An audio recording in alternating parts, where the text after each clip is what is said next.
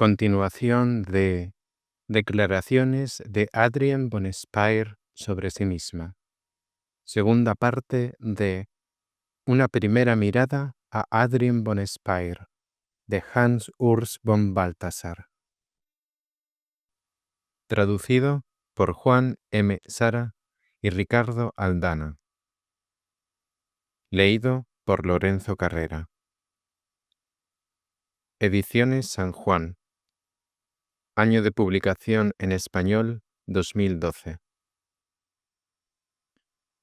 Esta publicación es gratuita y puede ser compartida libremente sin ánimo de lucro. Existe también en digital. Visite balthasarspeyr.org para adquirirla. 10. Lo reservado. Como adición a sus escritos autobiográficos, Adrienne cuenta algunos detalles de su vida. Adrienne recuerda que durante la última parte de su infancia, en los años de gymnasium, era muy claramente consciente de que algo ocurriría. Al mismo tiempo, sabía en esos momentos, tengo que mantenerme dispuesta, pero no vendrá de mí. Hay algunas cosas que simplemente no me puedo permitir. Aun cuando intentase hacerlas, me vería impedida para ello. Poseía un saber determinado acerca de la imposibilidad de cometer tal pecado, y también sabía que esta imposibilidad no dependía de ella, no era su logro. En la etapa escolar, sabía con toda precisión lo que podía hacer y lo que no. Reconocía los límites respecto a algunas cosas que la clase hacía. Yo no puedo permitírmelo. Y esto no respondía siquiera a un sentimiento de responsabilidad ante Dios. Cuando el profesor preguntaba quién había sido, Adrienne dirá con toda naturalidad, he sido yo. Con todo, sabe que el profesor no le creerá. Sin embargo, el profesor nunca la contradice, sino que, sonriendo, impone el castigo. Una pequeñez. Una vez, cuando tenía entre 12 y 14 años, en el colegio anterior al gymnasium, Adrienne estaba de pie sobre un tubo de calefacción, y de éste salía aire caliente que inflaba su falda. La profesora pasó y la reprendió fuertemente. Eso no es decente. Adrienne simplemente no comprendió por qué. Pero en medio de este no comprender, se dio cuenta de que hay cosas que no se deben hacer, aunque no se puede llegar a comprender por qué no. En adelante ya no me puedo poner en lugares donde mi falda pueda parecer como un globo inflado. Y esto vale en general para todas las muchachas. Pero quizás sea lo otro, lo reservado, lo que hace que yo no comprenda. Una está reservada en vista de algo. Luego, olvidó rápidamente esta historia. El sentimiento de estar reservada continúa sin interrupciones. En los últimos días, antes del primer matrimonio, se hace presente de modo muy agudo. Pero también en otros momentos, también durante el matrimonio, ese sentimiento está presente con toda evidencia. Muy claramente lo estuvo cuando murió su padre en La Chaux-de-Fonds. Adrienne había llorado en la habitación y ahora lloraba en la puerta de la casa, pero sabía todo el tiempo, no me puedo permitir en esta pérdida personal actuar como si no tuviese la fuerza de seguir viviendo, porque aún no he empezado a hacer lo que algún día se esperará de mí. Lo que sé es que la familia cuenta conmigo, aunque nunca irá bien con mamá. Pero en la familia yo debo ser la persona a la que se pueda recurrir. En ese momento de mi juventud, dijo Adrienne, ya miraba hacia el futuro lejano. Claro, no como si todo dependiese de mí, sino en el sentido de que yo había de permanecer y de caminar en una dirección trazada de antemano, que no conocía, pero en la que algo alguna vez ocurriría.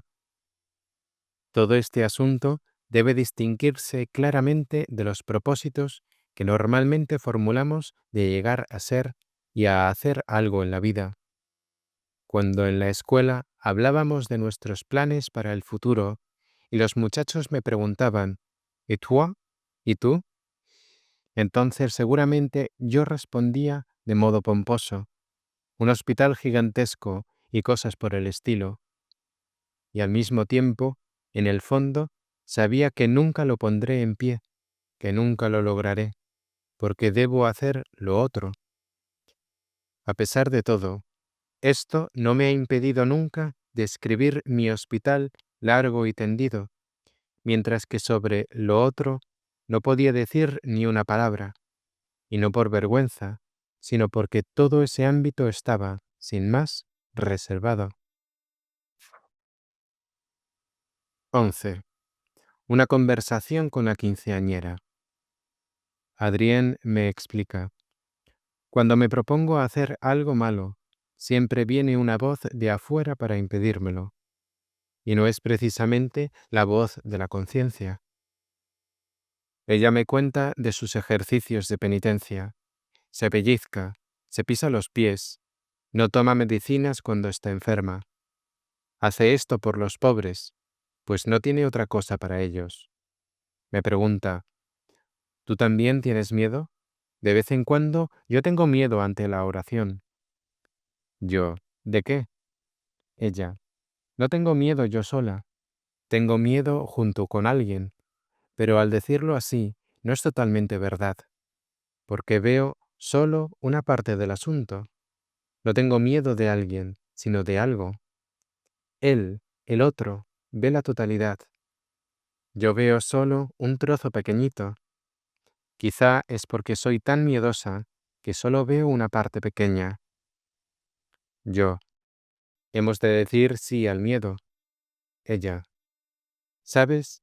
Los profesores dicen siempre que somos terriblemente raisonneurs, discutidores. Pero yo no soy raisonneuse. Puedo dejar las cosas como son. O mejor, no es que yo puedo, es que así se requiere. No sé cómo decirlo. Si rezo, perdono nuestras ofensas, como también nosotros. Esto sería una gran cosa, tener una disposición tal de poder perdonar a todos. Somos muchos los que rezamos así, quizá 100.000, quizá 10 millones, pero hay muchos que quisieran que se les perdonase, pero ellos mismos no perdonan. Simplemente no piensan en perdonar. Y cuando estoy rezando esto, a menudo me invade la angustia a causa de este hecho, pero sé que solo alcanzo a ver una parte muy pequeña. Y si yo fuese Roessonés, intentaría de veras investigarlo todo. Le preguntaría a muchos si quieren realmente perdonar. Y si viera que no perdonan, entonces yo sabría claramente que me angustio por este y por aquel. Pero precisamente esto es lo que no puedo hacer. Yo debo dejar todo así como es. 12. Certidumbres.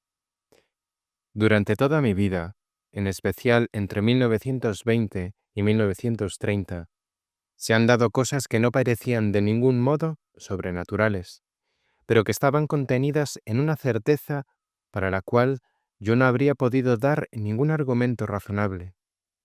De repente, descubría algo y debía acomodarme y dejarme guiar por ello, algo que unos segundos antes me era desconocido, pero en el momento en que se manifestaba, adquiría una forma clara y nítida. Con frecuencia, parecían ser cosas del todo insignificantes. Pasaba por las salas del hospital y de repente tenía que regresar y decir a un enfermo precisamente una palabra, que era la que él necesitaba ese día. Si el paciente decía, «Oh, gracias a Dios que usted ha dicho eso, yo estaba completamente desesperado», etc. Entonces, yo no sabía si el paciente quería ser cortés o si era realmente así. Nunca he pensado mucho sobre los casos particulares, pues sabía que existe una instrucción de no pensar demasiado tales cosas. Si lo hacemos, comenzamos a sonsacar, a hacer desaparecer cosas del otro mundo, pasándolas al mundo natural. Privamos a las cosas, y tal vez a nosotros mismos, de un significado que quizá exista, pero que no ha de ser indagado. Se destruye algo que pide delicadeza y protección. Hay cosas que solo en su espontaneidad son y permanecen santas e intactas. Se ha de dejarlas así como son.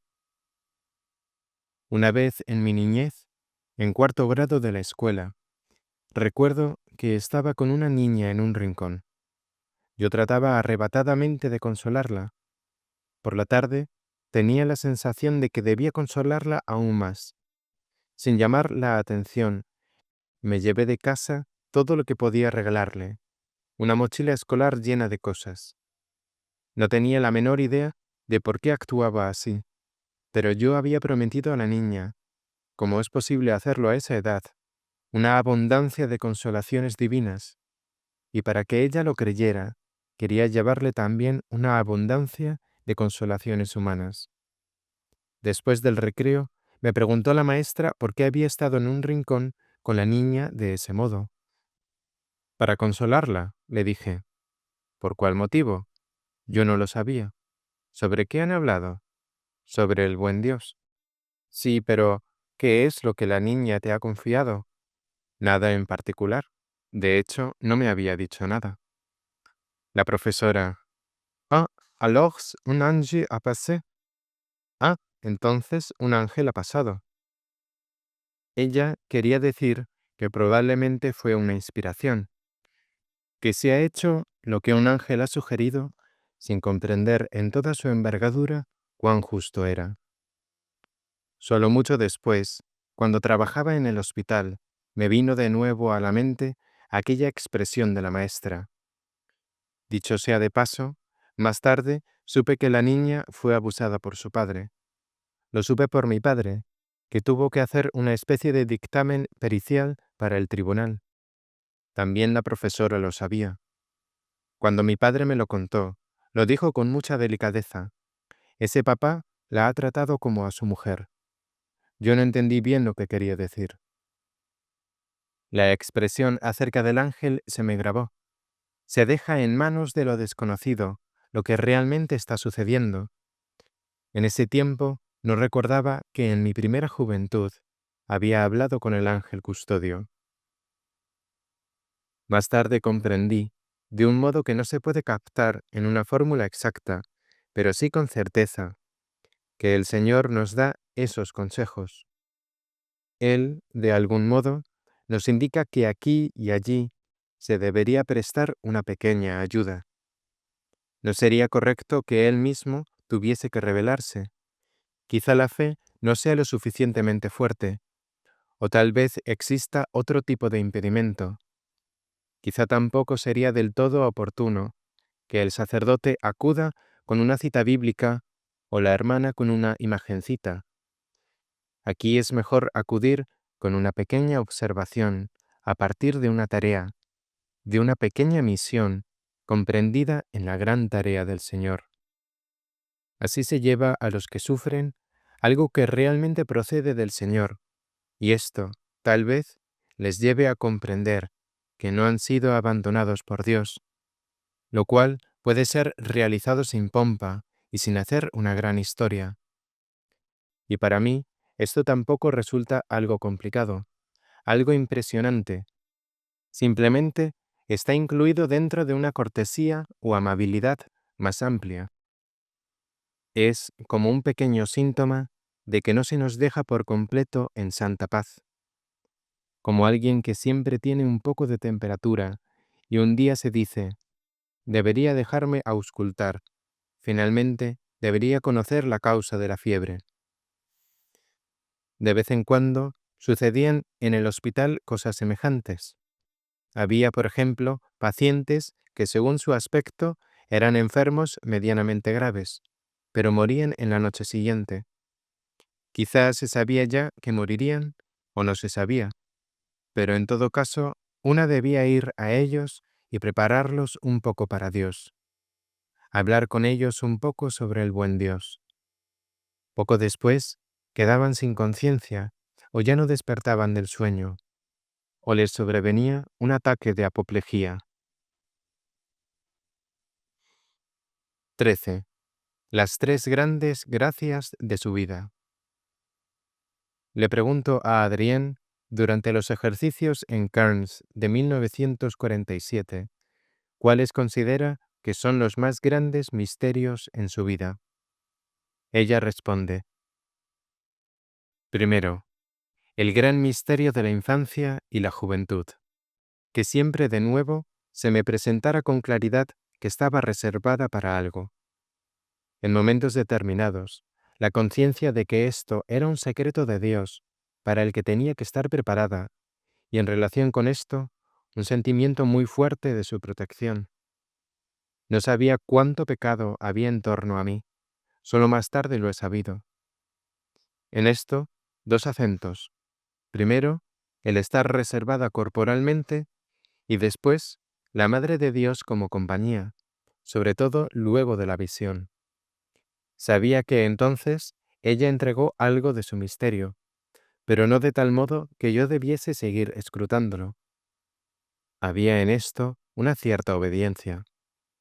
Yo era, sin embargo, una niña despierta, hacía preguntas sin fin y quería investigar a fondo todo cuanto más entraba en contacto con la vida real, como sucedía en Lessing. Pero me fue dada hasta tal punto la pureté de la vie que este don solo puede ser explicado por medio de la Madre de Dios, junto con la obediencia que constituía en dejar que el misterio sea misterio, sin hacer preguntas. Hoy, a causa de la misión, usted puede hacer que recuerde y que olvide lo que usted quiera. Un comienzo fue la visión de la Madre. Por ella aprendí a vivir en lo que ha sido dado por Dios, a no buscar ni reflexionar sobre lo no dado, y todo esto todavía sin nombre y sin expresión explícita. Toda esta experiencia del ser protegida estaba como enmarcada entre las dos visiones, la de nuestro Santo Padre Ignacio y la de la Madre.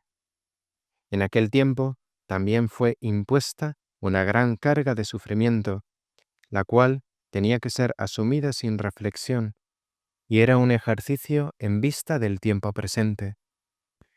Así los Viernes Santos de la juventud, que no eran ejercicios activos de penitencia, sino dolores que debían ser asumidos como tales. Eran exigencias de Dios perfectamente adaptadas a mi edad. Segundo, un segundo aspecto, relacionado con el primero, ha sido la continua búsqueda de Dios. Ante todo, desde el tiempo de la escuela dominical y del catecismo. Saber con absoluta certeza, aquí algo no va, debería ser distinto, otro. Un declararse, un anunciarse de lo católico por todas partes. Y el intento de llevar una vida que estuviese en correspondencia con esta exigencia desconocida.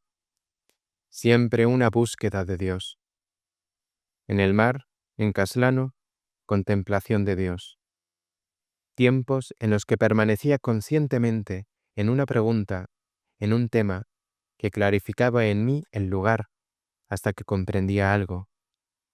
Las muchas iglesias visitadas en Italia y las oraciones que allí rezamos. Después, la muerte de Emil y la cuestión acerca del sentido de la muerte que surgió por este motivo.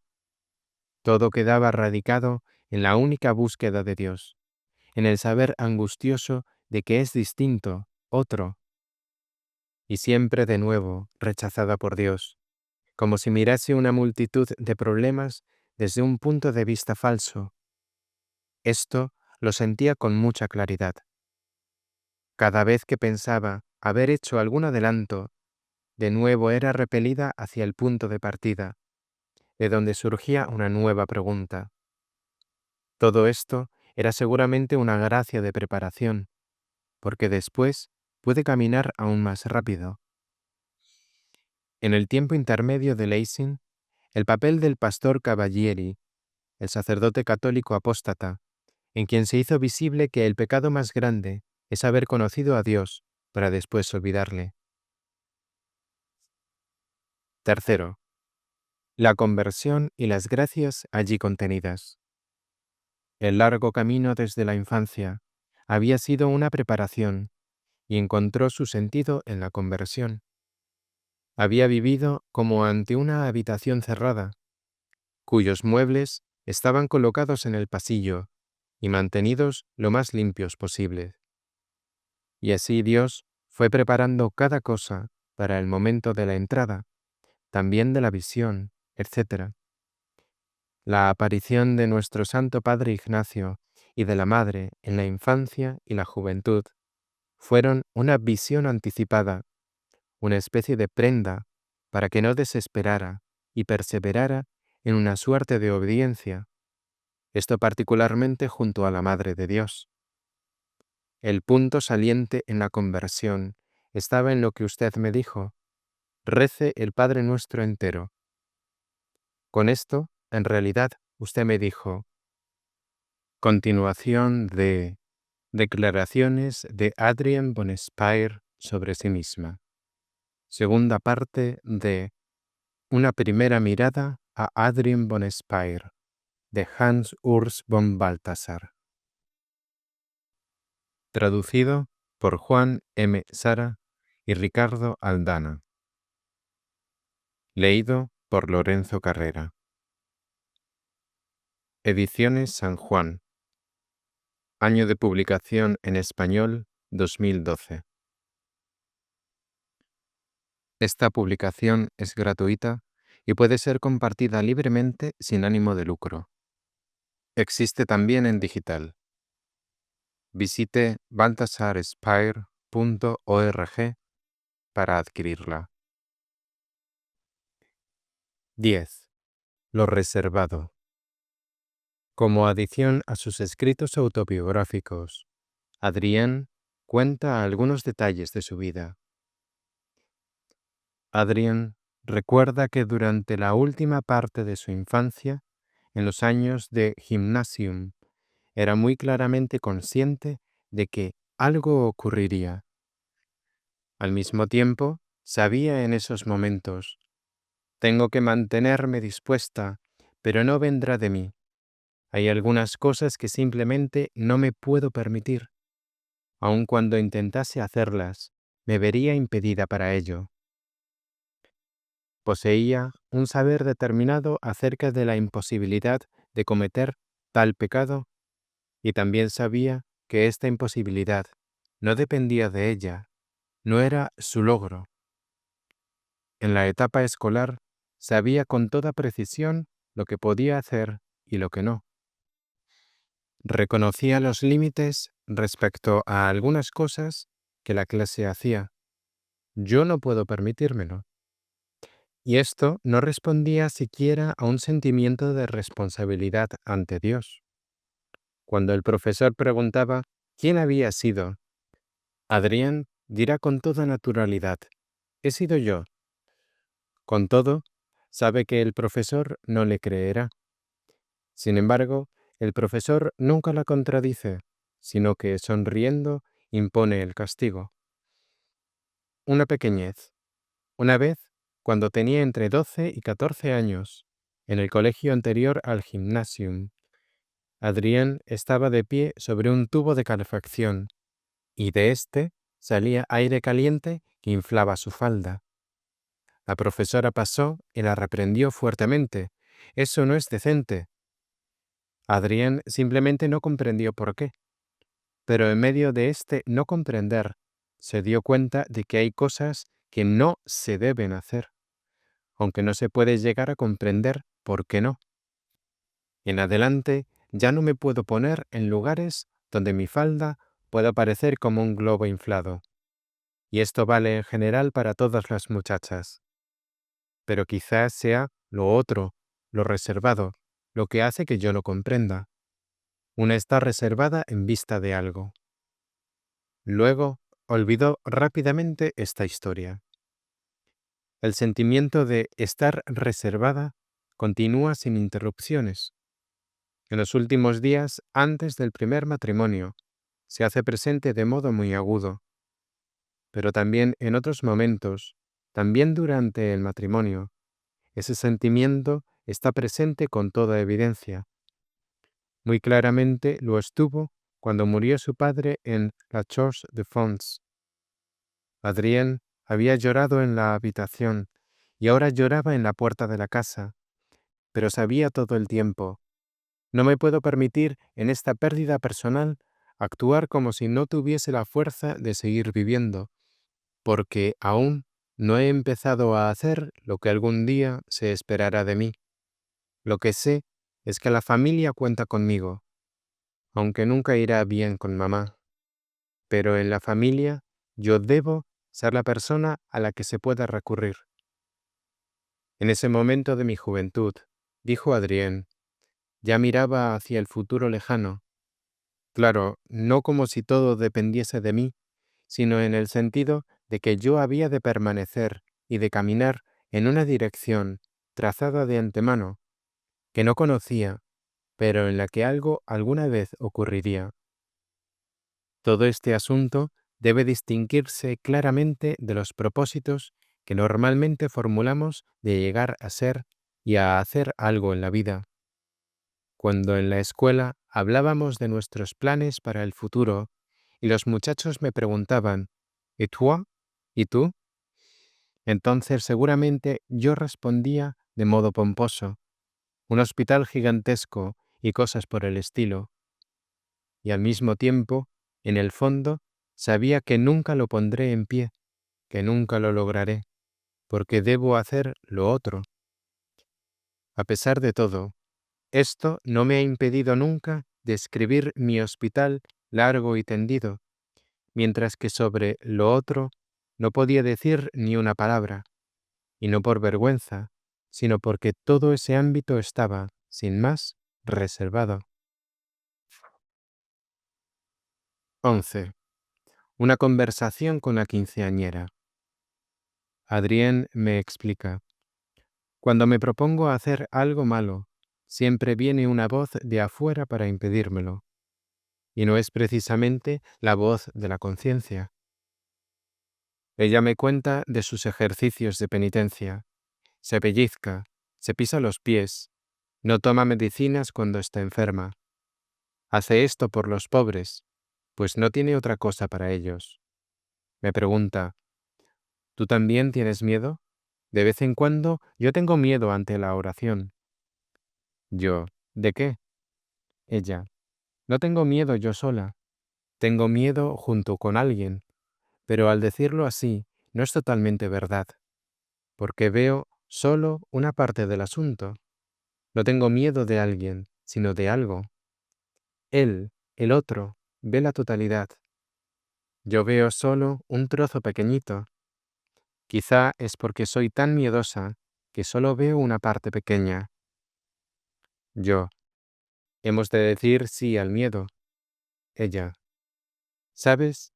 Los profesores dicen siempre que somos terriblemente raisonneurs, discutidores. Pero yo no soy raisonnés. Puedo dejar las cosas como son. O mejor, no es que yo puedo, es que así se requiere. No sé cómo decirlo. Si rezo, perdona nuestras ofensas, como también nosotros. Esto sería una gran cosa, tener una disposición tal de poder perdonar a todos. Somos muchos los que rezamos así, quizá 100.000, quizá 10 millones, pero hay muchos que quisieran que se les perdonase, pero ellos mismos no perdonan. Simplemente no piensan en perdonar. Y cuando estoy rezando esto, a menudo me invade la angustia a causa de este hecho, pero sé que solo alcanzo a ver una parte muy pequeña. Y si yo fuese Roessonés, intentaría de veras investigarlo todo. Le preguntaría a muchos si quieren realmente perdonar. Y si viera que no perdonan, entonces yo sabría claramente que me angustio por este y por aquel, pero precisamente esto es lo que no puedo hacer. Yo debo dejar todo así como es. 12. Certidumbres. Durante toda mi vida, en especial entre 1920 y 1930, se han dado cosas que no parecían de ningún modo sobrenaturales, pero que estaban contenidas en una certeza para la cual yo no habría podido dar ningún argumento razonable. De repente, descubría algo y debía acomodarme y dejarme guiar por ello, algo que unos segundos antes me era desconocido, pero en el momento en que se manifestaba, adquiría una forma clara y nítida. Con frecuencia, parecían ser cosas del todo insignificantes. Pasaba por las salas del hospital y de repente tenía que regresar y decir a un enfermo precisamente una palabra, que era la que él necesitaba ese día. Si el paciente decía, «Oh, gracias a Dios que usted ha dicho eso, yo estaba completamente desesperado», etc. Entonces, yo no sabía si el paciente quería ser cortés o si era realmente así. Nunca he pensado mucho sobre los casos particulares, pues sabía que existe una instrucción de no pensar demasiado tales cosas. Si lo hacemos, comenzamos a sonsacar, a hacer desaparecer cosas del otro mundo, pasándolas al mundo natural. Privamos a las cosas, y tal vez a nosotros mismos, de un significado que quizá exista, pero que no ha de ser indagado. Se destruye algo que pide delicadeza y protección. Hay cosas que solo en su espontaneidad son y permanecen santas e intactas. Se ha de dejarlas así como son.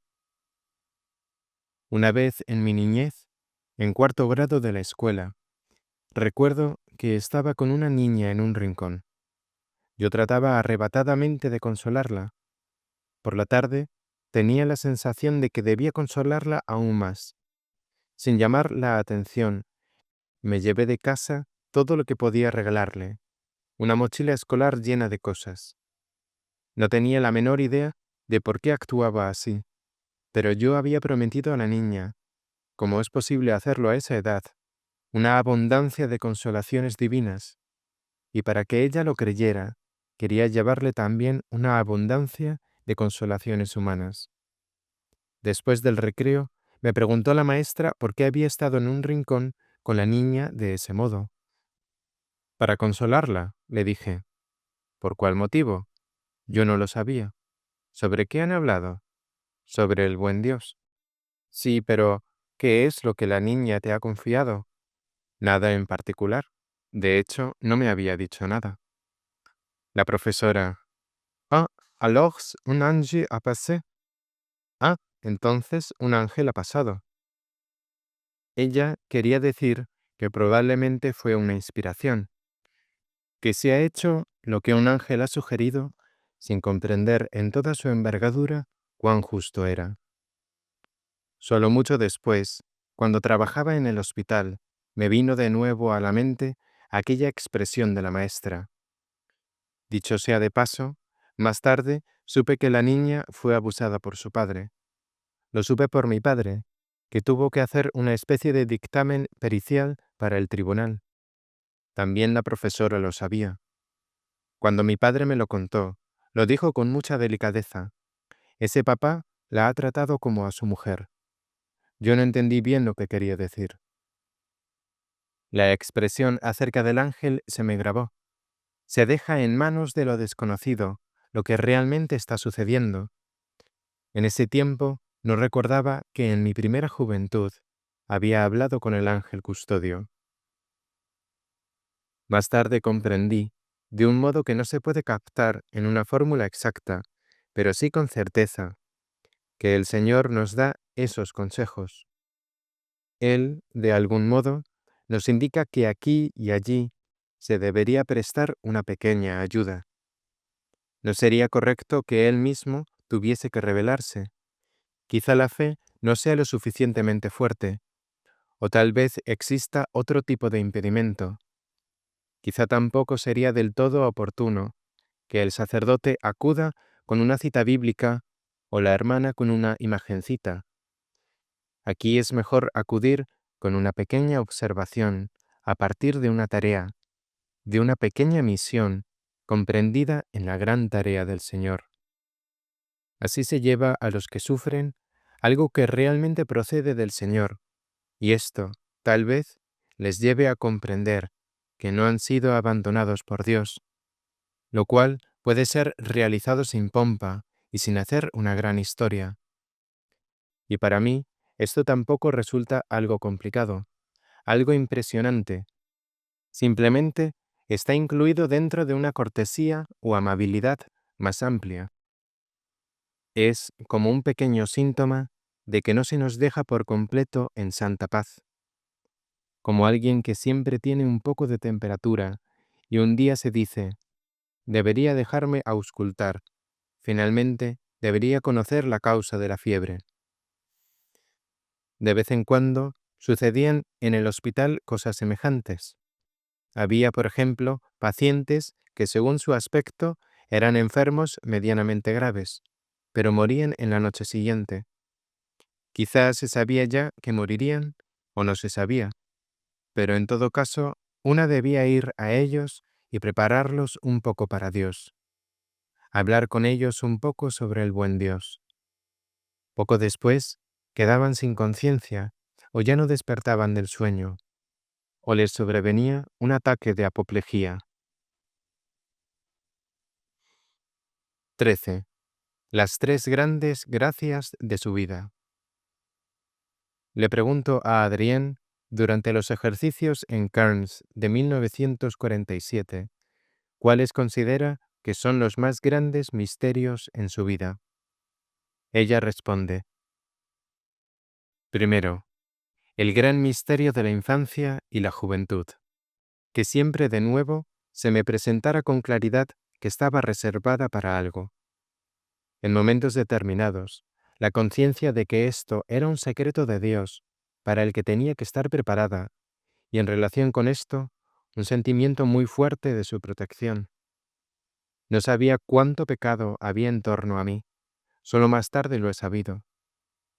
En esto, dos acentos.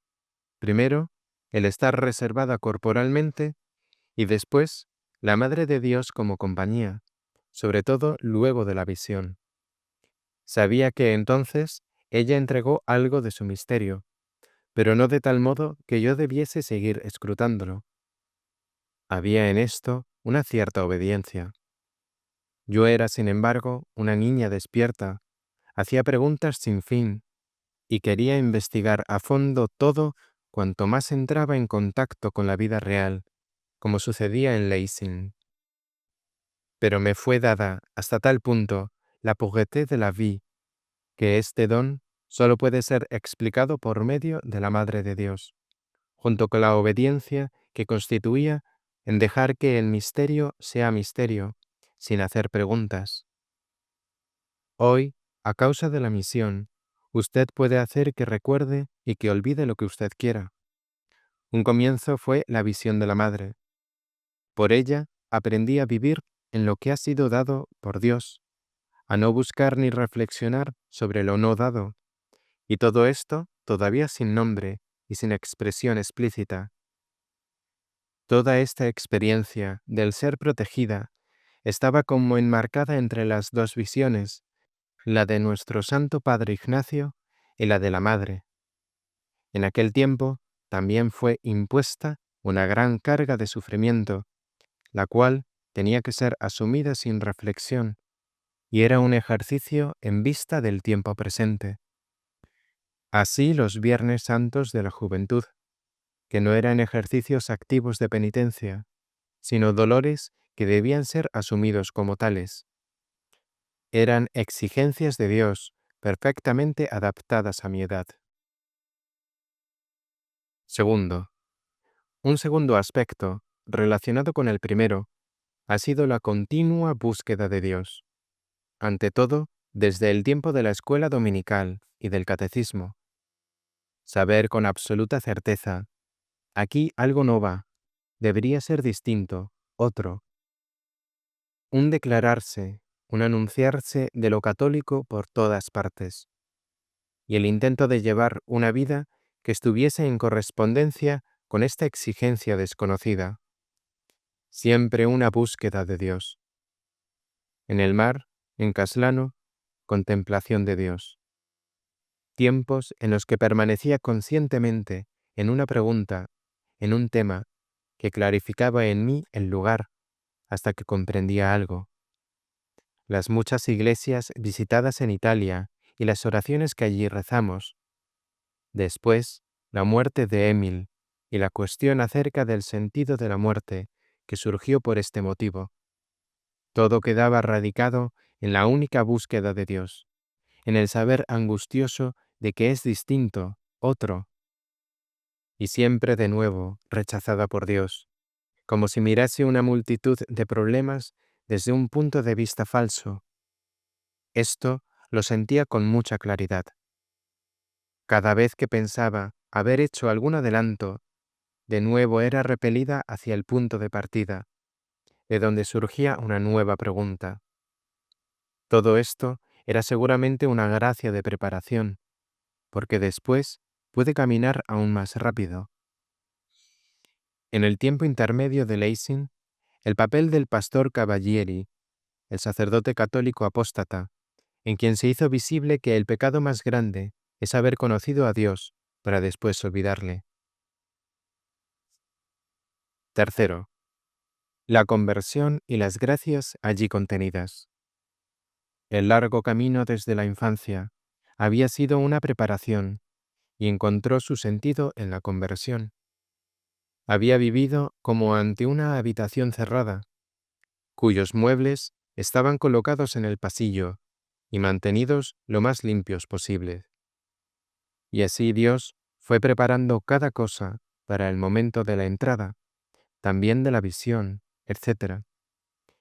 La aparición de nuestro Santo Padre Ignacio y de la Madre en la infancia y la juventud fueron una visión anticipada, una especie de prenda para que no desesperara y perseverara en una suerte de obediencia, esto particularmente junto a la Madre de Dios. El punto saliente en la conversión estaba en lo que usted me dijo: rece el Padre Nuestro entero. Con esto, en realidad, usted me dijo: no cuente con su poder, sino con la gracia. Con el buen Dios no se puede hacer una apuesta. Lo que yo te digo en la oración, lo puedo cumplir. Lo que no puedo, no lo digo. Este fue el gran punto de cambio, la gran peripecia, la exclusión del yo. Al mismo tiempo, fue la preparación real para la recepción de los sacramentos. De allí se abrió inmediatamente el camino al bautismo, a la confesión y a la comunión. El yo que recibe los sacramentos no es para nada el yo que creo ser. 14. La actitud de oración antes de la conversión. Primero, cuando era pequeña, tenía una especie de oración que siempre me acompañaba, la cual, por cierto, no siempre poseía la misma intensidad. Era como una hiedra que había trepado ora por este lado del alma, ora por aquel. Me sentía circundada por ella. En algunos rincones se ceñía bien estrechamente, en un lugar un poco menos, en otro de nuevo un poco más.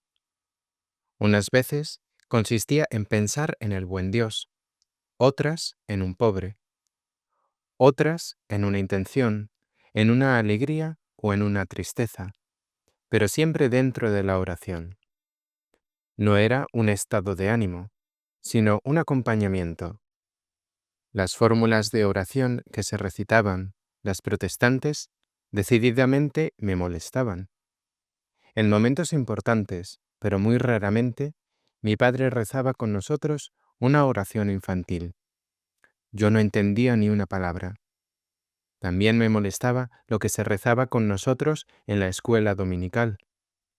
Oía con gusto las historias bíblicas que nos contaban. pero no podía acompañar en la oración. El Notre Père lo aprendí de algún modo mecánicamente, con el oído.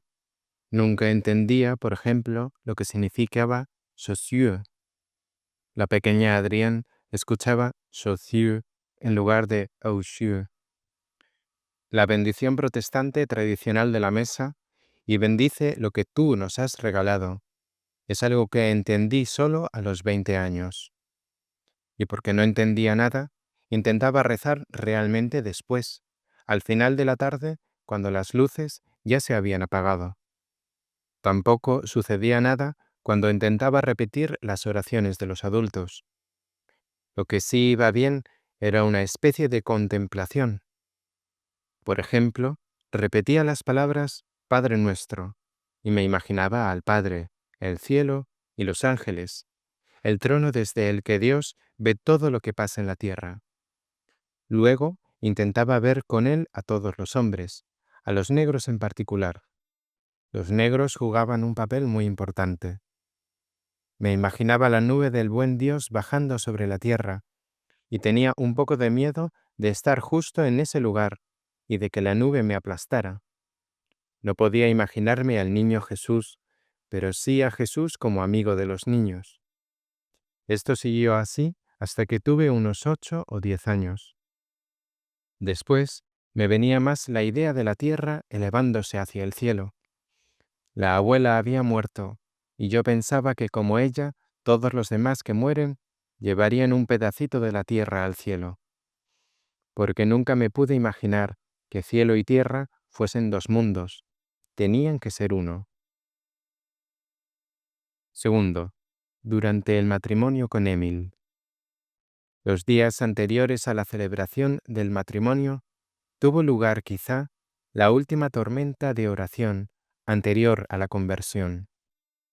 Me defendía en la oración con todo lo que tenía, con manos y pies, con toda mi persona. Tenía un miedo terrible de que todo fuese falso y de que nunca más pudiera volver a respirar, o que la persona que volvería a respirar sería otra diferente de mí, o que serían sofocadas todas las intenciones de Dios que yo pensaba que estaban en una especie de armonía con las mías. Al principio del matrimonio, hasta el año 1931 aproximadamente, fui muy feliz y la oración había cambiado por completo. Desde luego, rezaba todos los días y la mayor parte de las veces presentaba muchas intenciones. Dios mío, haz esto o aquello, permite tal cosa, pero no tal otra. La contemplación tenía lugar en una especie de estado de desolación. Excepto en 1930, cuando estuvimos en Valais y Tesino. En 1929 y en 1931 estuvimos en Porquerolles y en 1933 en Riccione. Entonces pude de nuevo contemplar e ir de paseo con el buen Dios, hacer largos paseos en su compañía. En 1931, en Porquerolles, de algún modo me reconcilié con la vida, con Dios, con mi destino de esposa, con toda la realidad. Desde luego, nunca se había dado el menor conflicto entre Emil y yo. Nunca, nunca, en esos 7 años, una palabra dura o falsa. Pero probablemente yo no llegué a amarlo antes de 1931, de modo diferente a como se ama en general al prójimo. Siempre lo había cuidado con suma atención, me había ocupado de su bienestar, pero no lograba cobrar un entusiasmo interior. Estábamos con los Oeri en Porquerolles, y yo no sabía que Oeri era creyente. Emil, por el contrario, estaba entonces muy lejos de la fe. En un paseo por el bosque de pinos le dije, no me puedo imaginar que Dios no exista, y menos aún que no tenga un plan particular con cada una de sus criaturas. Pero ahora todo está envuelto en una terrible oscuridad. Por la tarde, iba y venía con Oeri por el puerto, y éste de repente me dijo, «Usted está interesado en la existencia de Dios. Yo mismo creo firmemente, Tengo una fe de niño. Entonces comprendí que Emil le había dicho algo, y desde ese momento en adelante, para mí toda la situación se había distendido. Comprendí que mi fe era importante para Emil. Lloré durante toda la noche, y en adelante la situación comenzó a ordenarse. Estaba terriblemente cansada, no tenía ya fuerzas. La carga de los últimos 4 años me oprimía. Para colmo, el mismo día había sucedido la tragedia del señor Moulin. Se había ahogado. Yo lloraba en la cama. Emil vino a mi cuarto y se sentó junto a la cama y simplemente me dejó llorar. Comprendía perfectamente el sacrificio que significaron esos 4 años. A veces, él decía alguna palabra de agradecimiento o alguna otra palabrita. Desde ese momento lo quise. Y también se volvió a encender la oración de antes. De nuevo existía cercanía, y yo ya no necesitaba defenderme. Antes pesaba sobre la relación entre Dios y yo una especie de horrible malentendido, como si Dios me hubiese dado para que llevara una copa con un líquido precioso y luego continuamente la golpease, de modo que vaya perdiendo su contenido. Ahora volvía a existir la contemplación, el mar, el paisaje en su integridad, los pinos erguidos hacia el cielo, el agua infinita, todo, todo lo hermoso era de nuevo ocasión para pensar en Dios. Emergía de los 4 años pasados, como de un túnel. Todo lo que a mí me impresionaba, lo que me daba alegría, estaba de nuevo en Dios. No mucha oración vocal, 3 o 4 Padre Nuestros al día, y la oración por los pacientes. Nunca emprendí nada con un enfermo sin haber rezado por él. Por entonces, en 1929, también bauticé niños en el Hospital para Mujeres. Desde 1931 hasta la muerte de Emil en 1934, pude rezar. Finalmente, era necesario devolver a Dios el don que significaba Emil. Regresando a casa, en una curva cerca de Agnew, comprendí con claridad: es tiempo de entregarlo. Tercero, la etapa oscura de 1934 a 1940. Durante los 2 días que Emil estuvo en el Hospital Santa Clara, yo rezaba como una loca en la capilla: hágase tu voluntad. Pero sabía que en el fondo yo quería que se hiciese mi voluntad. En lo más íntimo de mí misma decía: Dios mío, tú puedes quitarme todo, también mi profesión médica que tanto amo, solo te pido que no me quites a Emil. Y cuando Emil murió y yo intentaba rezar el Padre Nuestro, tuve un golpe de horror. Era como si quedase desenmascarada como hipócrita ante Dios. Los 2 días anteriores a su muerte habían sido una obstinación desesperada.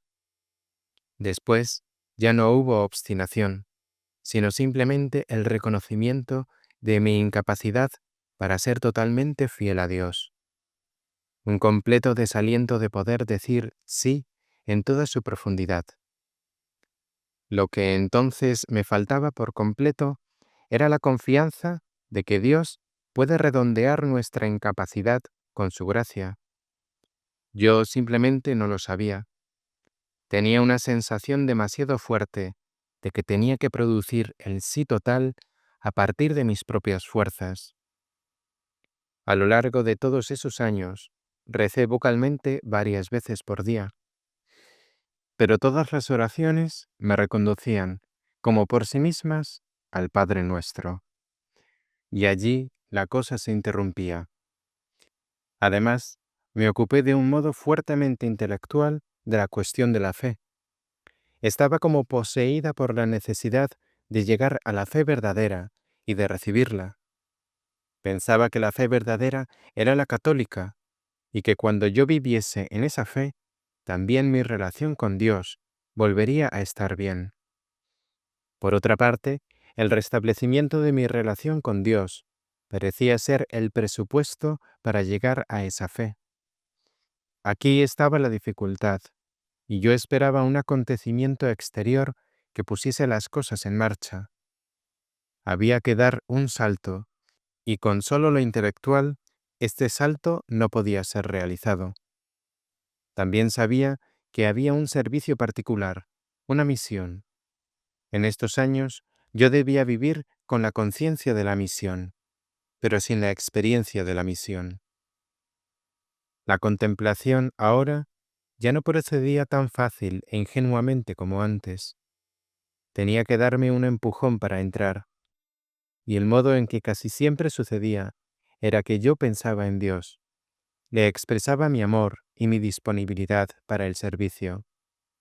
Unía las manos y lo adoraba. Yo quiero ser tuya, haz de mí lo que quieras. Y de nuevo chocaba con el Padre Nuestro. Ahora ya no era tan agobiante como en los años 1927-1931, porque entonces dominaba sobre todo la idea de que había cometido una falta terrible con el matrimonio que había impedido la relación con Dios.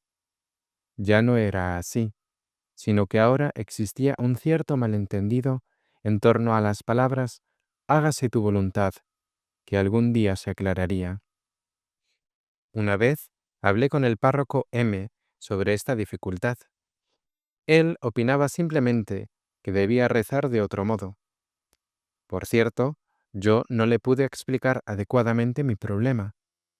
Lo único que me dijo fue que era posible ser un cristiano íntegro sin rezar nunca un Padre Nuestro.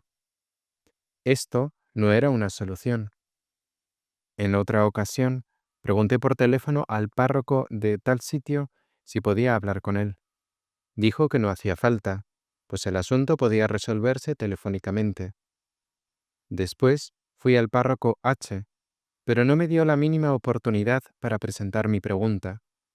Y después de todo esto, lloré horriblemente en la iglesia de San Antonio. En España, Italia y Francia rezaba en las iglesias católicas. Allí estaba completamente en casa. Cuando en 1934, después de la muerte de Émile, estuve en París, fui a misa todos los días. Después, cuando Noldi fue confirmado, y más tarde Nigui, fui las 2 veces a la liturgia protestante. De la primera no me acuerdo. En la segunda, en 1938, tuve la sensación de que era absolutamente falsa, nada menos que una traición.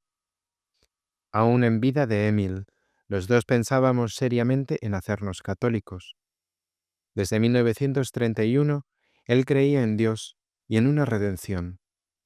Antes no había sido propiamente creyente. Hablábamos mucho sobre religión. En Italia vino conmigo casi todos los días a misa y siempre rezaba conmigo en las iglesias. Decía que para él el protestantismo estaba completamente terminado y que lo que en ese momento creía tenía una clara tendencia hacia el catolicismo. Además, habíamos hecho amistad con el párroco católico de Lörrach, el decano Haller. Cuando en 1929 bauticé al primer niño, estaba insegura de si había hecho bien. Entonces hablé largamente con el párroco Haller, estando presente Emil. Cuando nos visitaba o nosotros le visitábamos en Lörrach, siempre tenía lugar conversaciones sobre religión. No eran de una calidad especialmente elevada, pero la primera conversación sobre religión con Werner la tuve poco después de la muerte de Emil.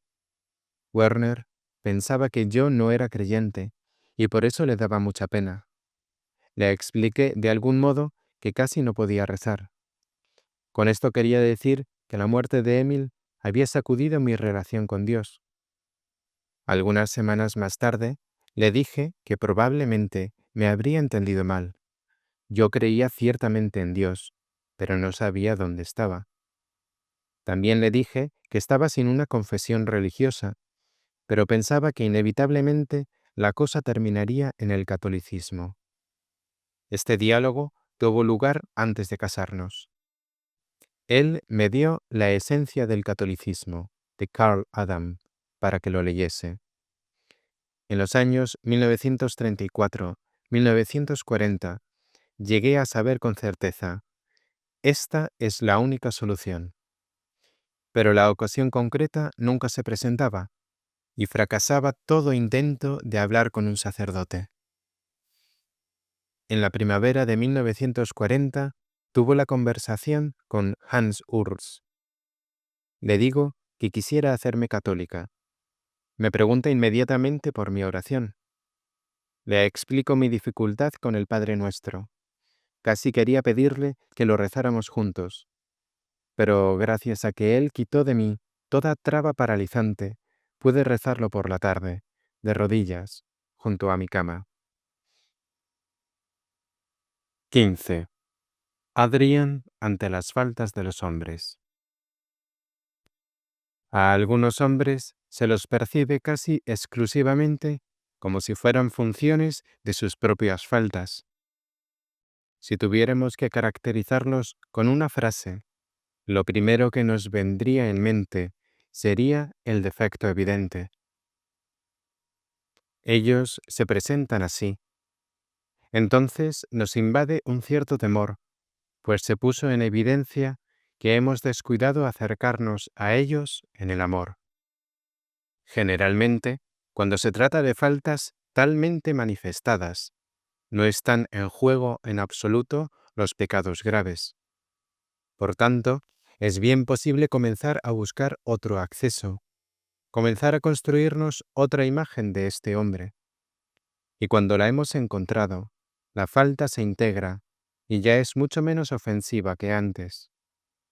Los pecados realmente terribles, la mayoría de las veces, se van viendo solo lentamente con la mirada natural, pero pueden ser mostrados súbitamente de un modo sobrenatural, y esto ocurre por lo general para que uno intente ayudar al hombre del cual se trata. Muchos cristianos dirán, cuando descubro una tal viga en el ojo del prójimo, comienzo ante todo con un examen de conciencia de mí mismo. Intento purificarme, santificarme. Esto no me viene en mente. Quizá yo sea una frívola en este punto. Solo si percibo una falta que simplemente no comprendo, entonces trato ante todo de reconstruir su posibilidad en mí, de transponerme en esa situación. Evidentemente, no de modo que yo me identifique con la experiencia del deseo del pecado, sino que intento imaginarme el asunto desde dentro. Al hacerlo, a decir verdad, el asunto siempre se me esclarece, y sólo entonces puedo hablar también con el interesado.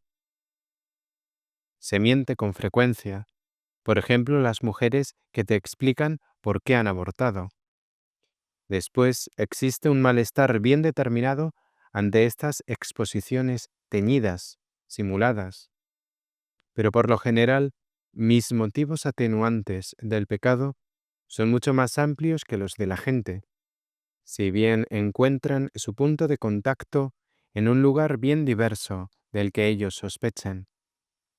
En los años particulares, penetro de entrada con la mirada, de un golpe veo a través. Pero no sé si esta mirada se apoya en un saber conquistado por experiencia, o si ya antes me era tan espontáneamente clara. Puede ser que vea una falta como tal con mucha claridad y que al mismo tiempo la comprenda. Prefiero hablar de comprender más que de disculpar, porque no soy un confesor que pueda absolver la culpa.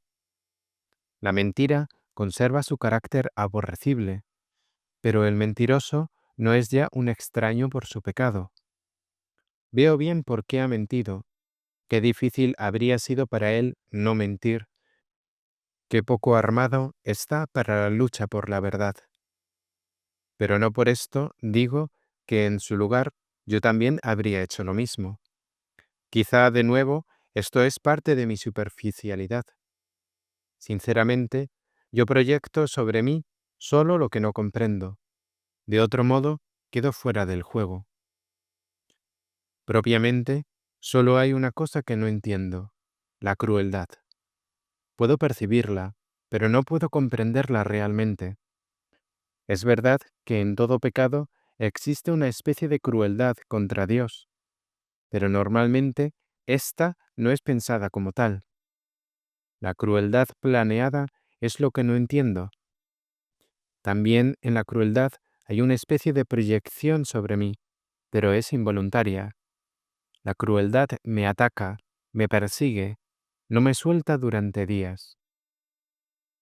Uno censura las faltas y se las aclara a la gente, pero al mismo tiempo ama a la gente y la estrecha al corazón. O si de momento no puedo ser delicada, porque debo representar la autoridad, por ejemplo, ante mis hijas de la comunidad, lo soy después con ellas en la oración. Con los pacientes, en la consulta médica, puedo ser mucho más suave que con mis niñas. No se debe reflexionar en sí mismo sobre las faltas ajenas, pues de este modo se mide y por tanto se relativiza el pecado. El pecado debe conservar siempre un carácter absoluto, y tal conocimiento de sí que uno practica cuando acoge y observa en sí pecados ajenos, cuando reflexiona sobre cuán fácilmente también él habría podido cometerlo, etc., finalmente conduce a la arrogancia. Por medio de ese proceso de tomar en sí mismo el pecado, no se llega a ninguna objetividad. No es sano tomar en sí cada asesinato, cada monstruosidad. Al fin y al cabo, existe un mundo exterior, y aunque yo amo a mi prójimo, él no ha de vivir en mí del mismo modo que Cristo vive en mí. Confesión en representación vicaria es otra cosa. Véase el escrito La Confesión. Porque en esta confesión yo no puedo prever ni calcular nada por adelantado. Precisamente porque la confesión es personal, yo confieso por ti. No puedo primero acoger en mí tu pecado para luego probármelo, como si fuese un vestido. Es un acto sin preludio.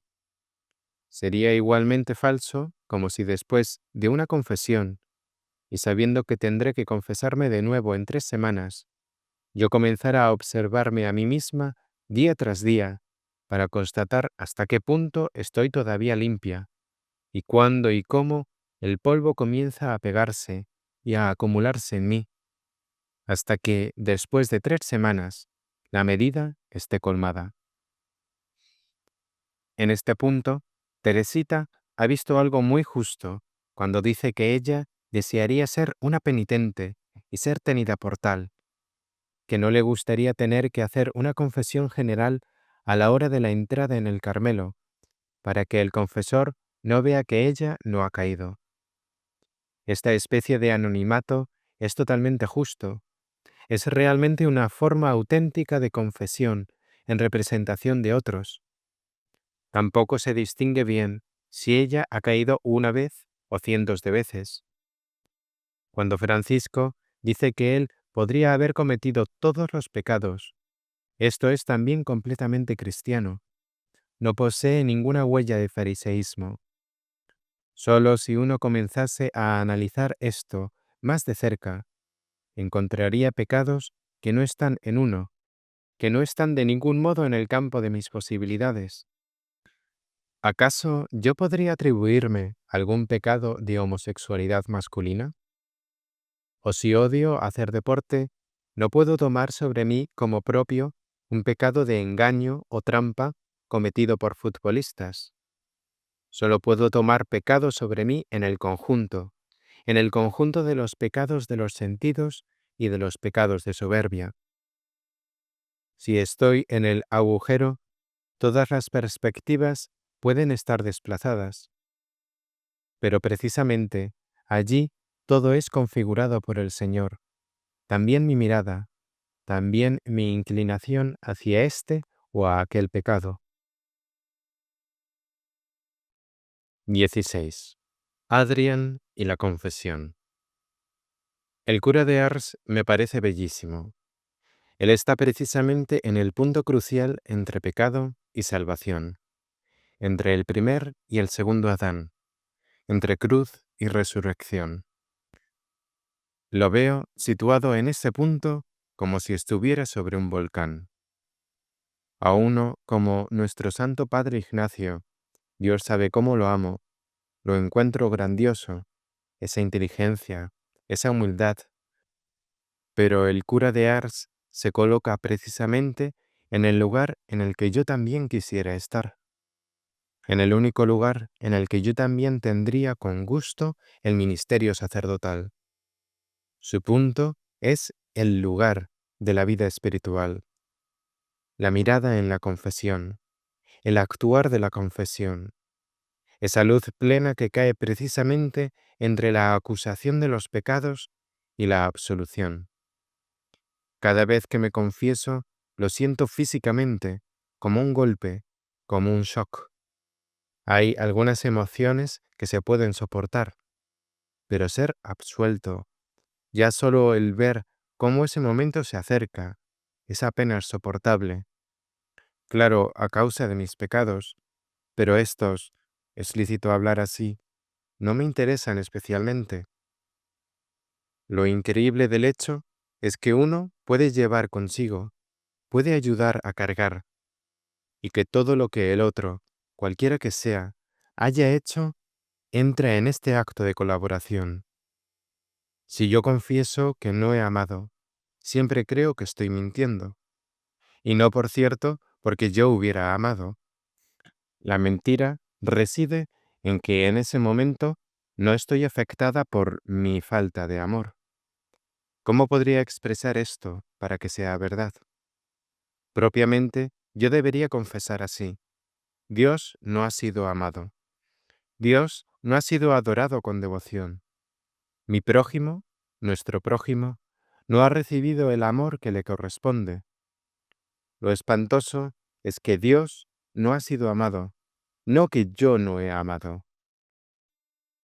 Entonces, si me acuso de que no he amado suficientemente a Dios, esto significa, en primer lugar, que Adrián no se ha preocupado de que Dios sea amado. Al decir esto, yo no sé qué posibilidades tendría Adrián de hacer que Dios fuese más amado, o a lo sumo conozco un par de posibilidades.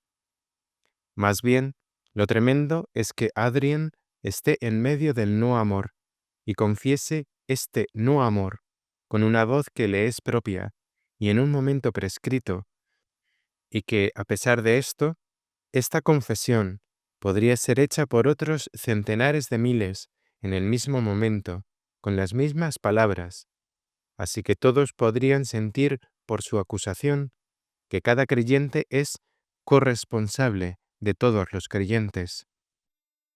Que el acto de confesar, tal como el Señor lo ha instituido en la cruz, sea una especie de signo de la cruz trazado sobre todos, sobre los creyentes y sobre los que aún no lo son. Una contraseña que Dios imprime. Y este signo es de algún modo tomado, cargado, quitado, relevé, de aquellos que vienen a la confesión. En esta marca, Dios Padre reconoce el todo, la cruz del Hijo, su sacrificio, y también la responsabilidad de cada uno de los creyentes. Dios reconoce, quizá, el amor de algunos, pero también el no amor, la hostilidad, el no querer de innumerables otros.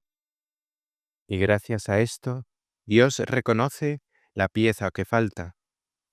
Cuando uno se confiesa, Dios puede decir, ahora tengo la prueba, ahora sé que mi hijo ha sufrido y por qué.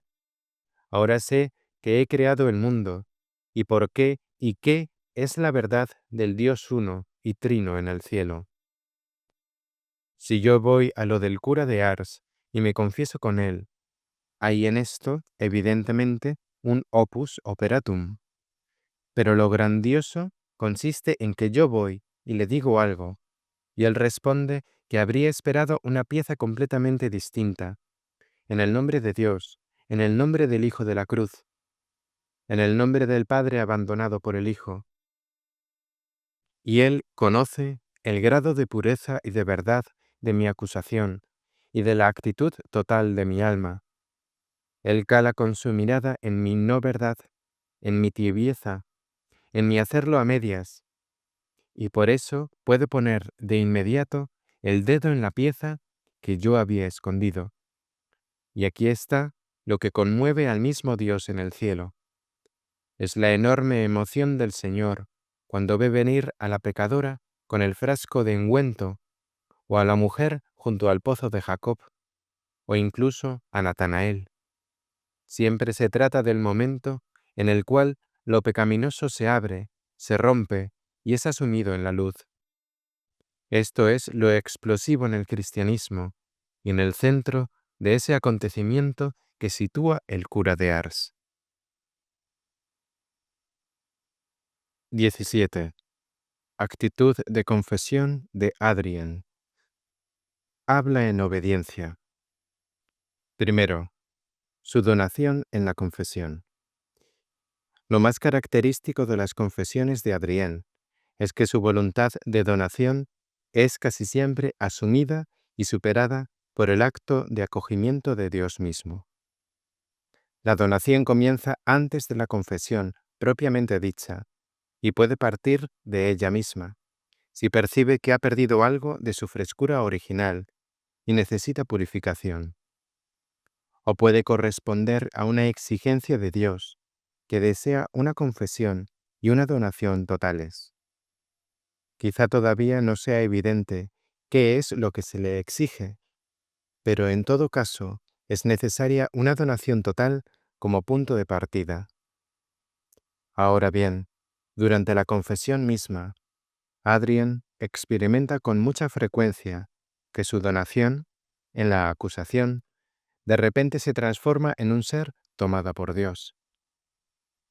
Así, lo que ella dice termina siendo distinto de lo que originalmente se había propuesto decir. Dicho en forma de símil, uno se ha decidido dar una limosna de su monedero, pero Dios le quita el monedero. A menudo, Él no le deja escoger, aún durante la preparación de la confesión, qué es lo que quiere decir y cómo desea entregarse, sino que Dios dice en ese instante, yo prefiero esto y aquello. Nota a pie de página. Otra imagen. Adrien dice que me ha preguntado alguna vez, después de la absolución, qué penitencia debía hacer. Mi respuesta habría sido, la penitencia de no hacer penitencia, lo cual para ella era más duro que lo contrario. Fin de la nota. Y ella corresponde a un requerimiento que no responde a sus propias expectativas. Las más de las veces, ella querría confesar alguna falta rotunda que veía con toda claridad. Y en el momento de la acusación, ya no la ve. Al arrodillarse, viene a la luz una flaqueza del alma totalmente distinta, un momento de malestar. Pero si yo tenía algo que quería confesar, y después solo ve su falta de amor. Esta desnudez en la confesión señala hacia dos direcciones, hacia la desnudez del Señor en la cruz y hacia la desnudez que se tiene en el cielo. Pero en ambas direcciones, esta desnudez es sustraída a la propia disposición. No puedo cubrirme ahora con una acusación propia, como con una camisa o un trapo, sino que estoy dispuesta a la condición de estar desnuda. Pero después, el que se confiesa es sumergido por la realidad cenagosa del pecado universal, lo cual pertenece a la atmósfera del sacramento. Y también por este motivo, yo debo abandonar el intento de desnudarme por mí misma. Estoy cubierta de fango, empantanada hasta el cuello. Cuando tú me ves, ves también todos estos pecados sobre mí, con los que, al menos en este momento, yo pensaba que no tenía nada que ver. Quizá yo sea culpable, después de todo, de que este o aquel otro de mis conocidos o parientes no sea aún católico, o de que él haya cometido tal pecado. Pero pienso, sin embargo, difícilmente sea culpable de que algún jefe negro no se haya convertido. Ahora bien, precisamente estas gradaciones ya no se dan en un estadio determinado de la confesión. Uno es confrontado con la culpa total. He rezado demasiado poco. He puesto demasiado poco amor a disposición, de modo que la Iglesia y el Señor no han tenido reservas. Nunca puedo demostrar que no ha sido precisamente mi oración la que ha faltado. Así, mi estar cubierta con el lodo del pecado recibe el carácter de una desnudez distinta. Antes estaba desnuda porque descubría mis pecados, y aún más desnuda porque Dios descubría más de lo que yo pensaba descubrir. Pero ahora debo sacar algo de ese lodo, debo ponerlo de relieve. De otro modo, mi relación con ese barro no sería evidente. Debo mostrar esa parte de mí que está en contacto con el barro, y tan solo ahora tengo el pleno sentimiento de que la confesión entera está en el marco de una exigencia que ya no abarco con mi mirada. Primero, yo estaba dispuesta a decir todo lo que sabía, lo que alcanzaba a captar con mi mirada. Pero aquí, ¿qué significa realmente todo? Es una medida análoga. Puede significar todo lo que yo sé o puedo imaginarme. Y también puede significar todo lo que Dios quiere oír de mí. Y no por eso será menos verdadero, sino que mi verdad es asumida en la verdad más grande de Dios. Si Dios requiere de mí que yo confiese que soy avara, lo cual, según mi conciencia, no soy, entonces lo confesaría, pues en ese momento el concepto de avaricia se ha ampliado infinitamente y ahora no tiene nada que ver con mi estrecho concepto. Si Dios dirige su mirada a la avaricia, entonces es evidente que en ésta se encuentran cosas que hasta ahora yo no había percibido. Y en esta desnudez también veo cosas que hasta ahora no había visto, como si tuviese una tacha en algún lugar de mi cuerpo que yo no puedo ver, pero Dios me puede quitar la ropa y decirme, ahí hay una mancha que debes confesar. También puede haber momentos en que una quisiera mostrar todo hasta el final, pero el confesor dice, basta con que te quites la media izquierda. Esto me aparece entonces como una elección oscura, incomprensible. También Dios puede, si lo quiere así, realizar tal elección.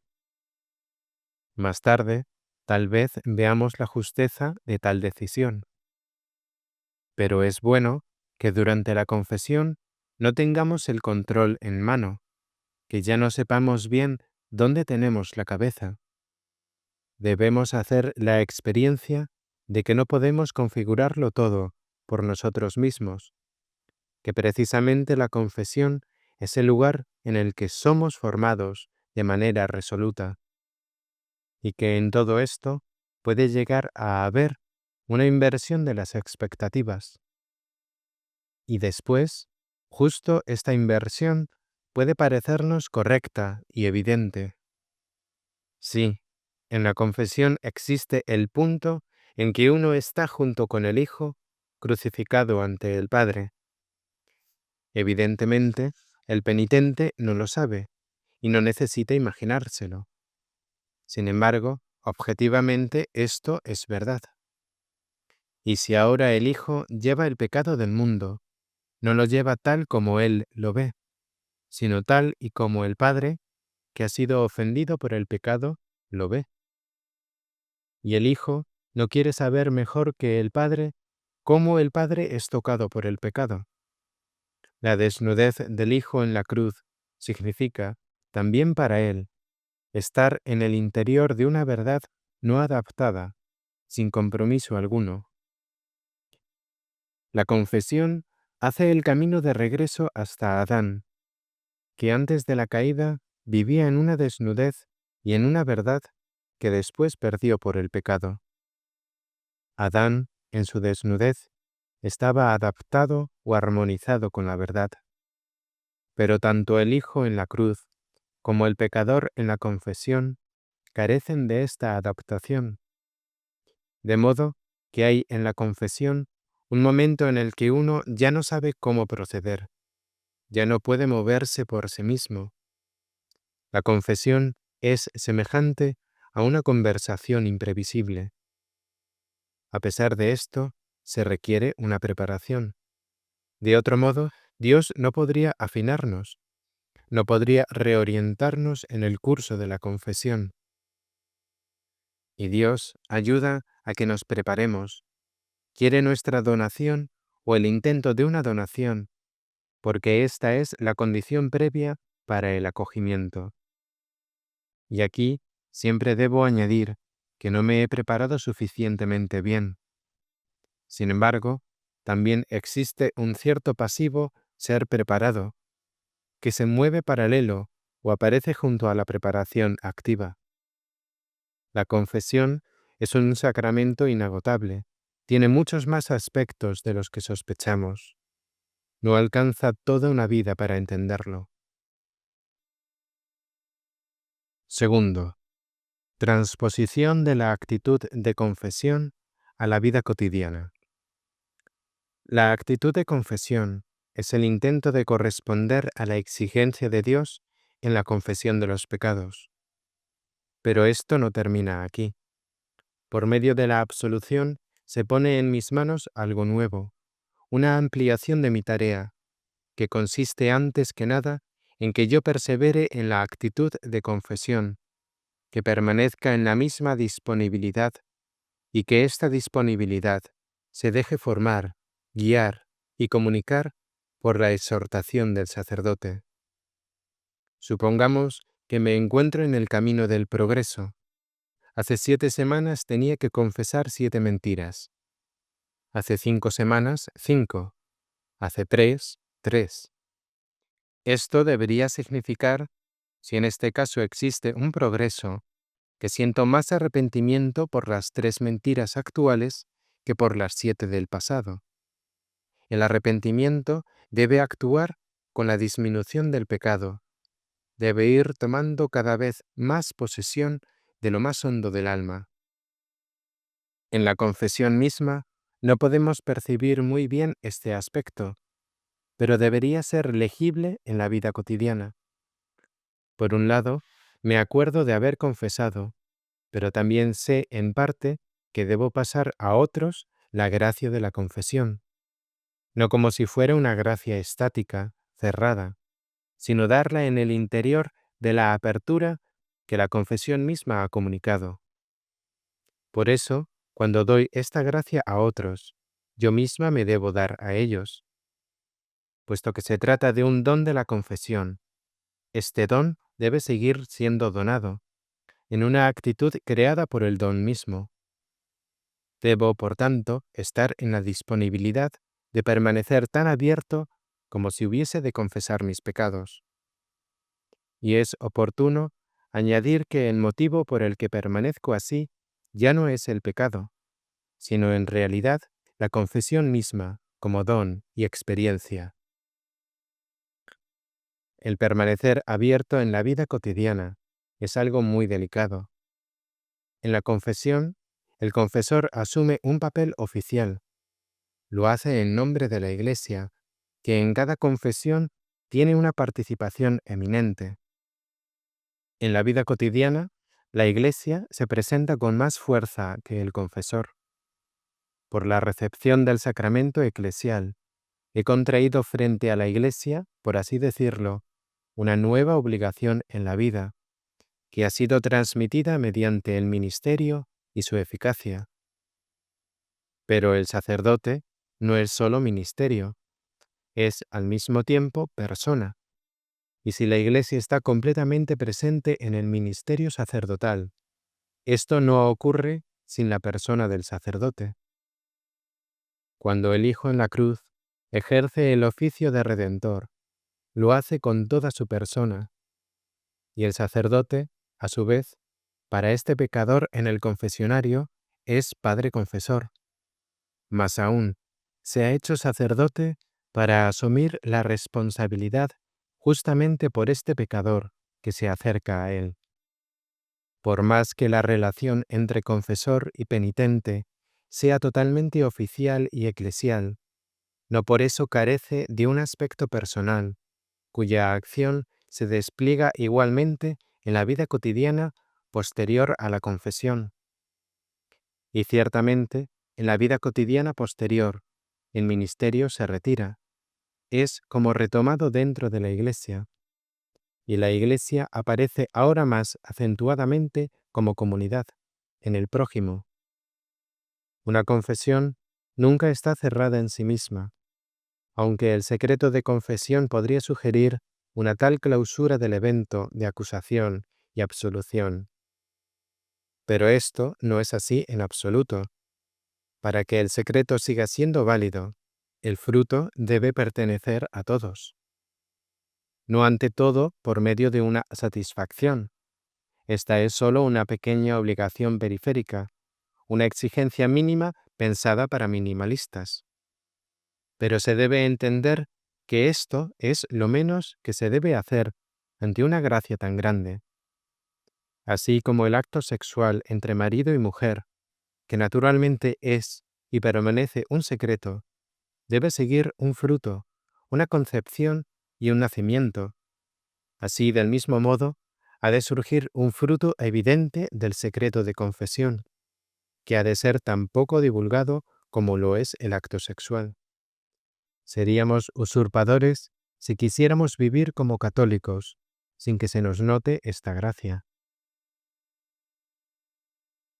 Tercero, transposición al estado eclesial. Cada uno de los que está en el cielo toma y lleva consigo, a partir de su última y definitiva confesión, la del juicio y del purgatorio, un estado de confesión que permanece en el cielo. Ha alcanzado la perfecta desnudez y en el fuego del juicio ha experimentado la absolución. Ya no puede perder la gracia de haber sido definitivamente juzgado.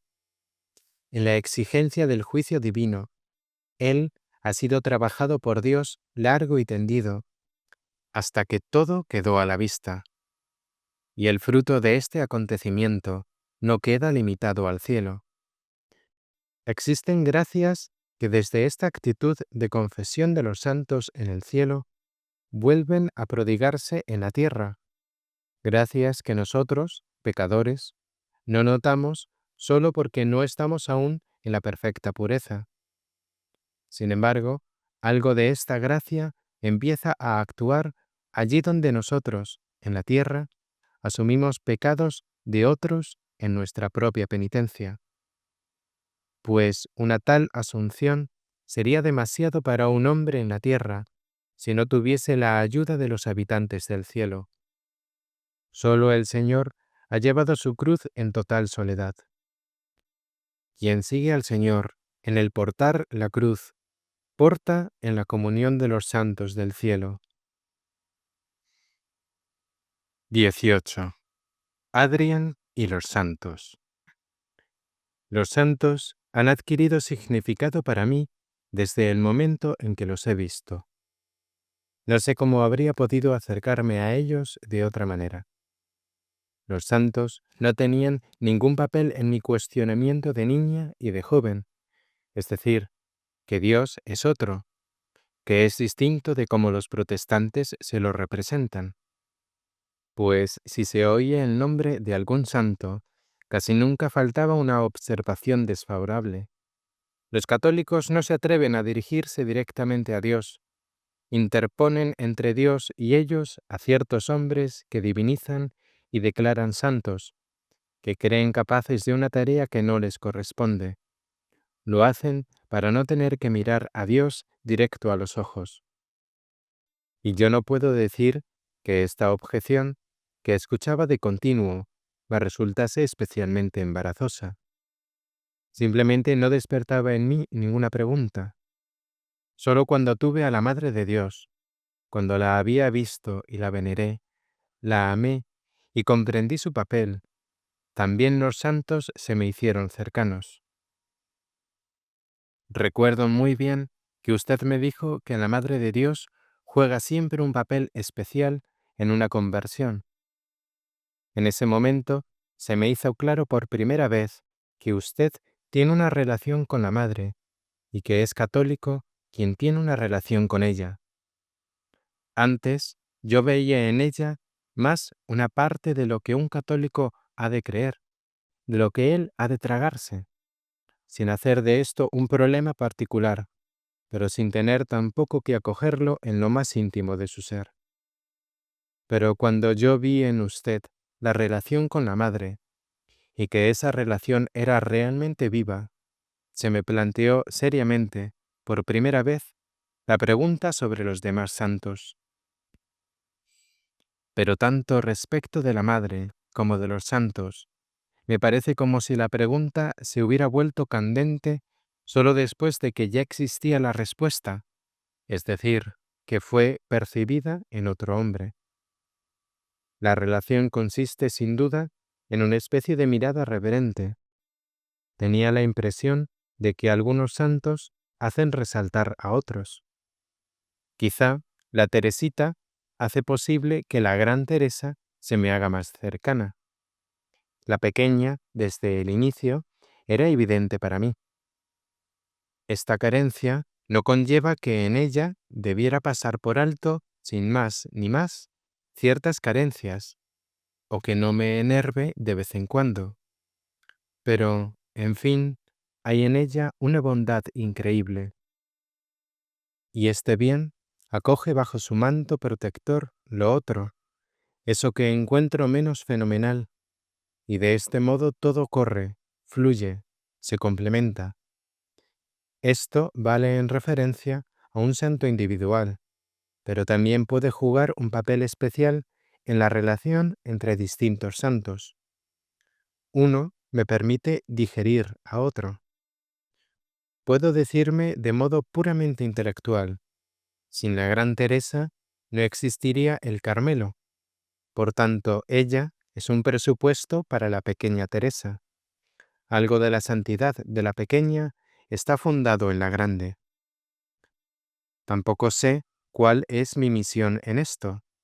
Si solo es mi carácter personal imposible e insufrible, que no me deja doblar la rodilla con sencillez ante los santos, o si es parte de mi misión una cierta distancia y crítica.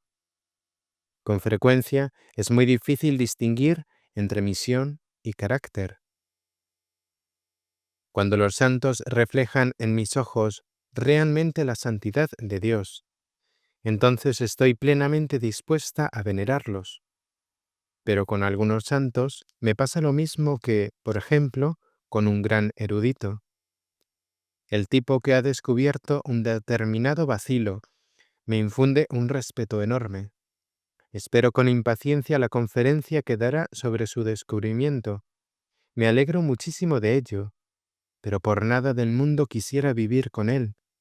Es que huele mal, por ejemplo, o no se lava las manos, etc. Lo cual no impide que me impresione como erudito, y tal vez aguantaré algo de su tabaco maloliente para saber algo más sobre su vacilo. Con San Ignacio estoy tan emparentada en el modo de pensar que no existe la más pequeña diferencia. Tratar con él es para mí perfectamente natural. Sí, él tiene la cualidad de señalar continuamente hacia Dios. Con pocos como con él, tengo la fortísima impresión de que todo lo que él nos aporta y descubre siempre brota de su trato con Dios.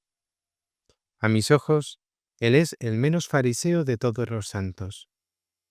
Francisco de Asís, si bien lo encuentro sumamente conmovedor y amable, no señala hacia Dios con la misma aguda inteligencia. Y ahora surge el tema de la inteligencia práctica. Soy así, soy muy dada a esta inteligencia. E Ignacio es inteligente por naturaleza, pero lo es aún más sobrenaturalmente, porque tiene una relación permanente con Dios y constantemente trabaja, discierne con Él, puliendo su misión. En cambio, no creemos que haya sido muy inteligente en un sentido académico. Acerca de Juan no quiero hablar.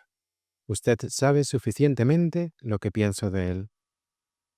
María Magdalena me es muy querida, porque para mí ella es la quinta esencia de la acción de la gracia divina. Esta pecadora, que se dona a sí misma en el pecado, allí quiere hacer de algún modo un regalo, y de repente es regalada sin reservas. También quiero mucho al Bautista, ese curioso tantear, va y bautiza y cumple su tarea antes de comprender su misión. Cristo viene después de él. El Bautista comienza sin ninguna seguridad humana.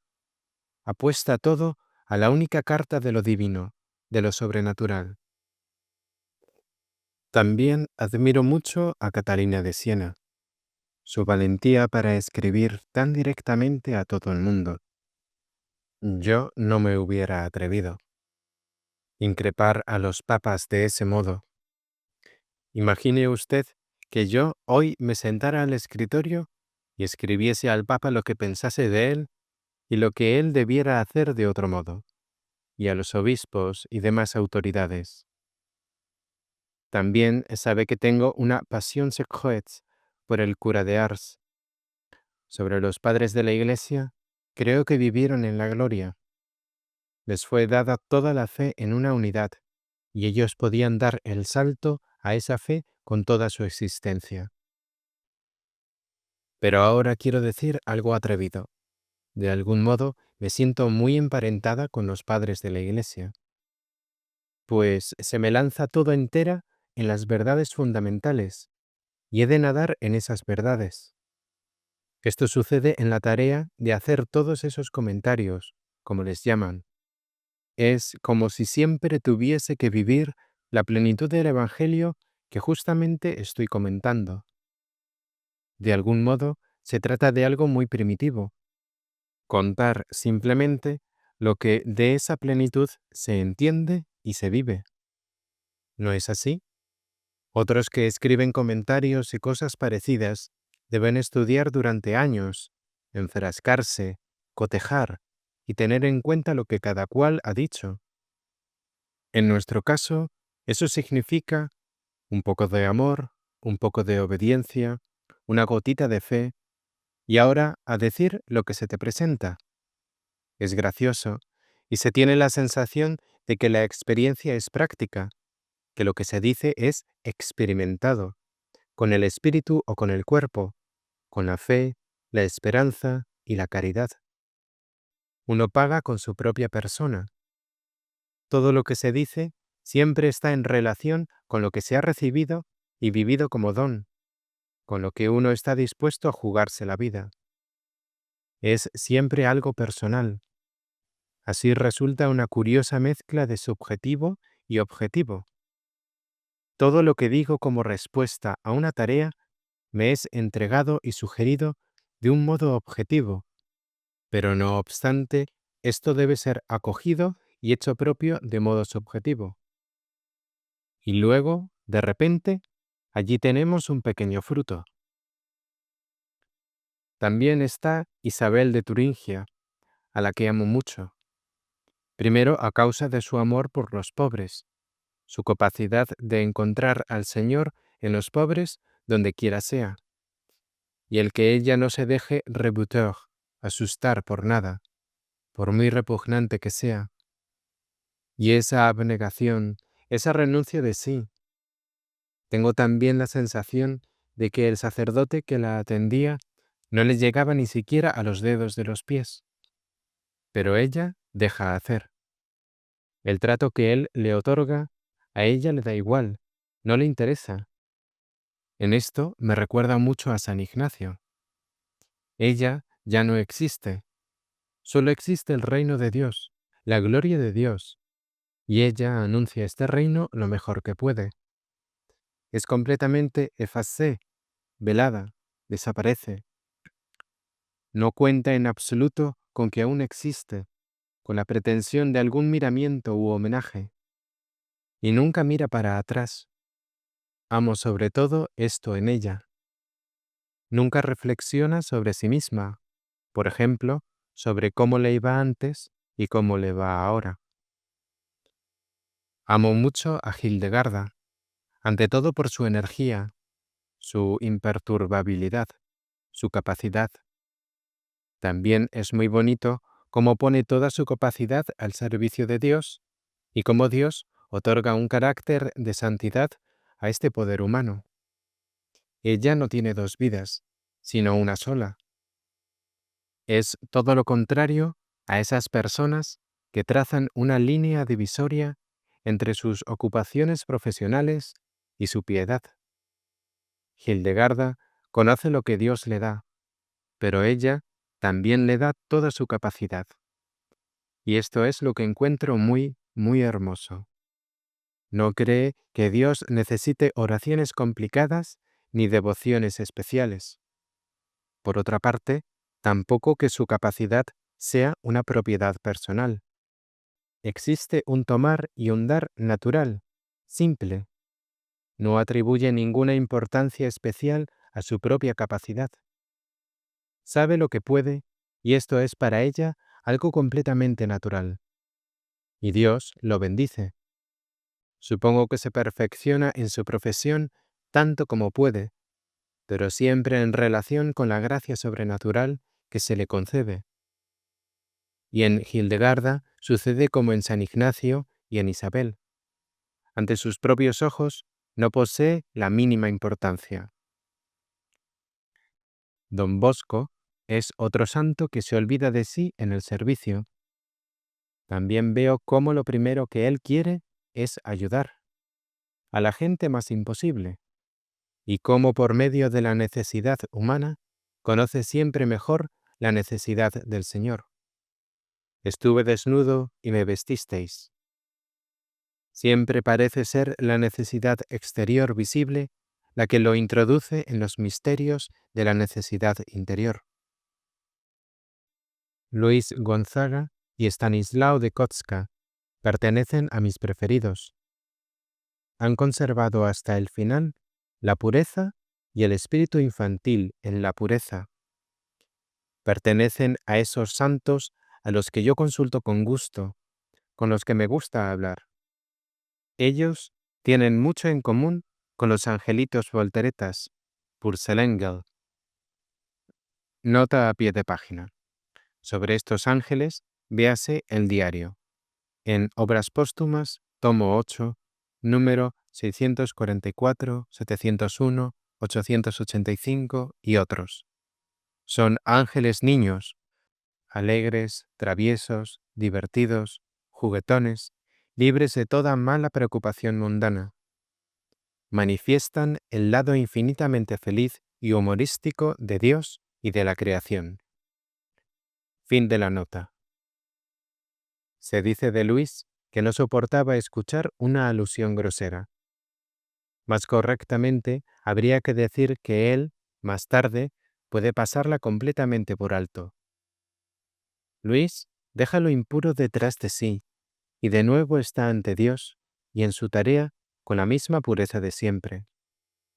Los dos tienen una cierta elasticidad. Son como pelotas de goma que siempre vuelven a ser redondas. Entregan de inmediato toda experiencia mala a Dios y no piensan más en ello.